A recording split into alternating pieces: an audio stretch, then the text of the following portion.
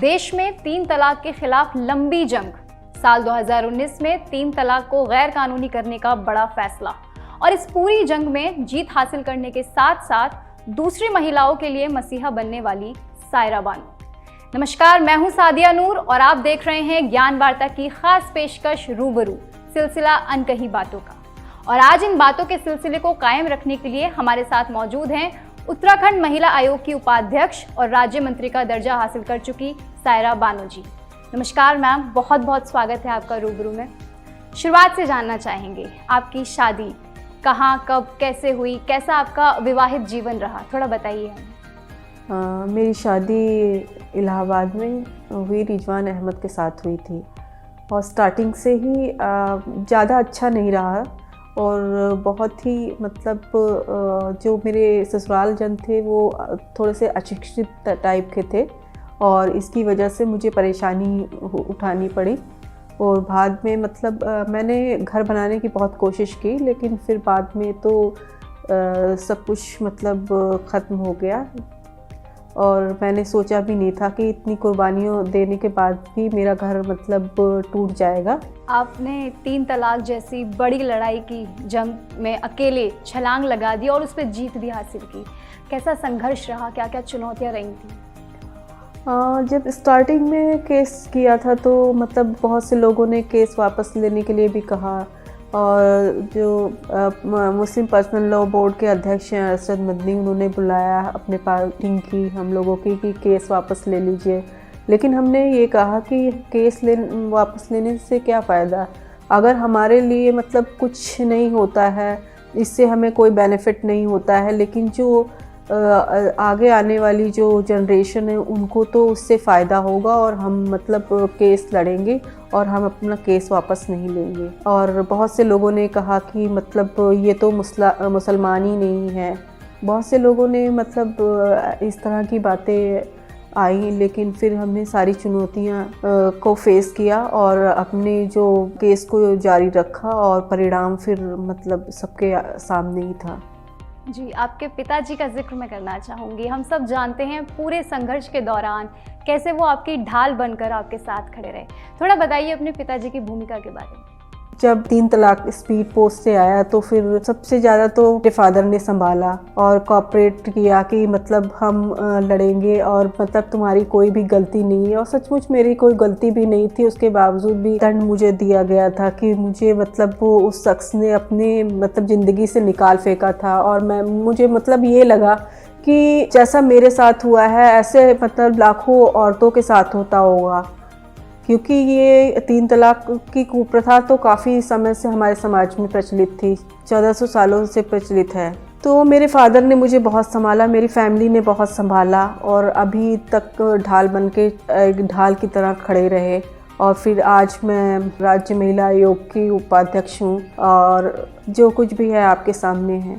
यानी सचमुच आपके पिताजी ने पूरे संघर्ष के दौरान एक अहम भूमिका निभाई। हाँ, उन्होंने बहुत ही अहम भूमिका निभाई और हमको एहसास नहीं होना दिया कि मैं बेटी हूँ या बेटे में कोई फ़र्क नहीं समझा और हमेशा हमारा साथ दिया। और मैं ये चाहती हूँ कि जो हमारा भारतीय जो समुदाय है, जहाँ पर ऐसा होता है कि विवाह के उपरांत जैसे लड़की के ऊपर कोई भी समस्या आती है, कोई भी, तो फिर साथ नहीं देते हैं, तो इस तरह से फिर लड़कियां टूट जाती हैं। कितनी तो लड़कियां ये हैं कि सुसाइड करने पे मजबूर हो जाती हैं। तो मैं ये चाहती हूँ कि वो लोग साथ दें, सपोर्ट करें। और ऐसी जो कुप्रथाएं हमारे समाज में हैं, जैसे 3 तलाक थी, अभी भी हलाला है, और बहुविवाह जैसी कुप्रथाएं अभी भी मुस्लिम समुदाय में हैं, तो इसे समाप्त करने में अपना योगदान दें, सामने आए।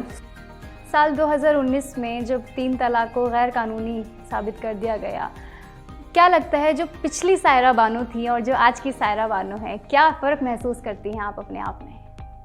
मैं तो ये फ़र्क महसूस करती हूँ कि उस समय जब मेरा केस चल रहा था तो मैं इंतज़ार करती रहती थी जजमेंट का कि मुझे कब जस्टिस मिलेगा, मुझे कब न्याय मिलेगा। और फिर मुझे बहुत ही जल्दी न्याय भी मिला और हमारी जो सुप्रीम कोर्ट ने और हमारी जो सरकार ने जो एक बिल बनाया, जो एक कानून बनाया, वो उसके लिए मैं बहुत तहे दिल से धन्यवाद देना चाहती हूँ अपने जो सरकार का। आज आप राज्य महिला आयोग की उपाध्यक्ष हैं। कई सारे ऐसे मामले आपके सामने आते होंगे अलग अलग तरह के। एक दो उदाहरण हमें दे सकती है किस किस तरह के मामलों को आप डील करती हैं? अब मेरे पास आते हैं घरेलू हिंसा और शारीरिक उत्पीड़न के, मानसिक उत्पीड़न की महिला। तो ऐसा है कि अभी जैसे कि मुस्लिम कम्युनिटी में 3 तलाक था, तो 3 तलाक के केसेस आए, मेरे पास आए।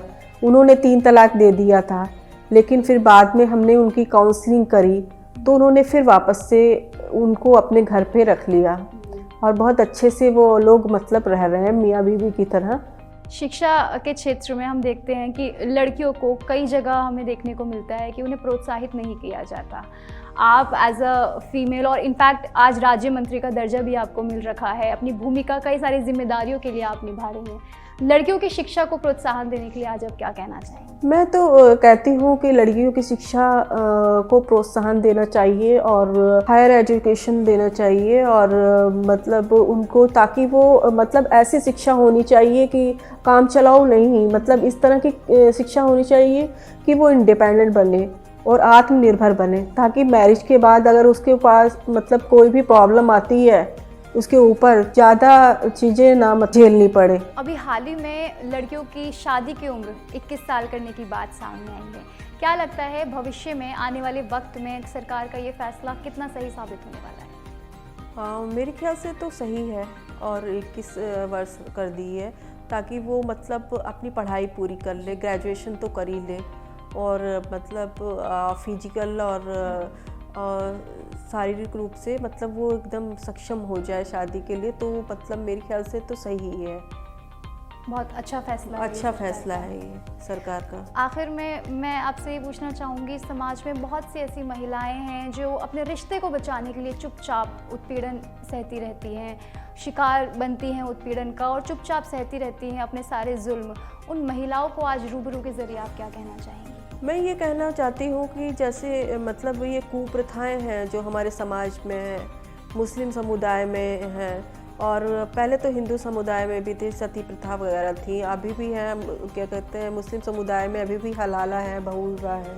तो ऐसी अगर कुप्रथाएं सामने आती हैं तो फेस करना चाहिए, लड़ना चाहिए, ताकि मतलब अपने आने वाली जनरेशन के लिए तो मतलब एकदम साफ प्लेस हो और मतलब उनकी लाइफ तो अच्छी हो। बहुत बहुत शुक्रिया आपके इस संदेश के लिए। तो ये थी सायरा बानो जी, जो कई सारी महिलाओं के लिए प्रेरणा बनी और महिलाओं में मौजूद जज्बे और उनकी प्रतिभा का उन्हें एहसास कराया। फिलहाल आज के लिए इतना ही। हम जल्द लौटेंगे आप लोगों के लिए एक नई शख्सियत के साथ। तब तक के लिए मुझे दीजिए इजाज़त और देखते रहिए ज्ञान वार्ता। धन्यवाद।